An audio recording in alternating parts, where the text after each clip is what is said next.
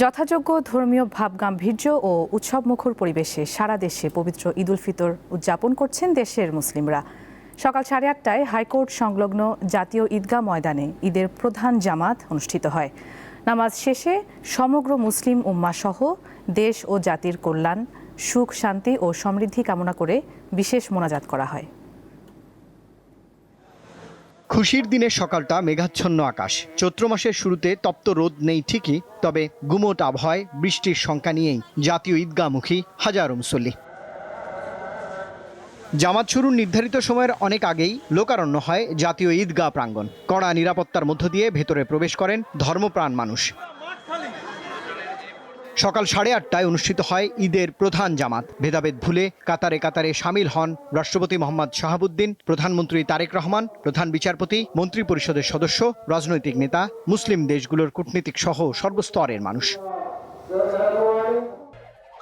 আগের মতোই clean. Berger easy clean fresh, দেয়ালে দাগ থাকবে না, রাখবে সুরভিত। নামাজ শেষে মোনাজাতে মুসলিম উম্মাহ সহ সকলের সমৃদ্ধি কামনায় দোয়া করা হয়।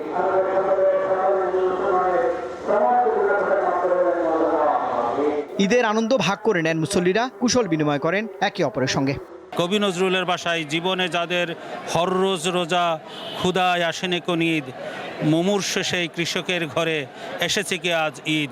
আমাদের সকলের ঈদ আনন্দ সবাইকে ভাগ করে দিই। ঈদ মুবারক। বিশ্ব মুসলিম উম্মাহ যারা, তারা শান্তিতে নেই, কারণ আমাদের মুসলমান ভাইরা নির্যাতিত, নিষ্পেষিত।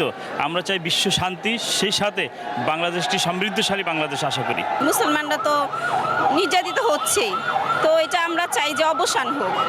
আর আমাদের দেশবাসী যেন আমরা সবাই ভালো থাকি, পরিবারের জন্য, সন্তানদের জন্য, সবার জন্য দোয়া চাই।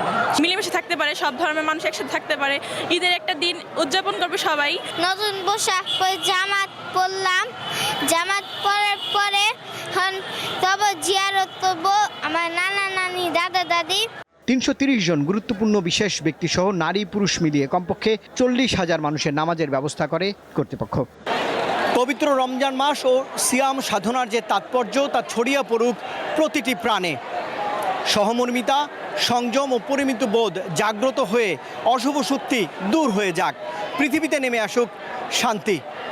পবিত্র এই দিনে মোনাজাতে হাজারো মুসল্লি এমন প্রার্থনাই তো করেছেন। রুবায়েত হাসান, দীপ্ত সংবাদ, ঢাকা।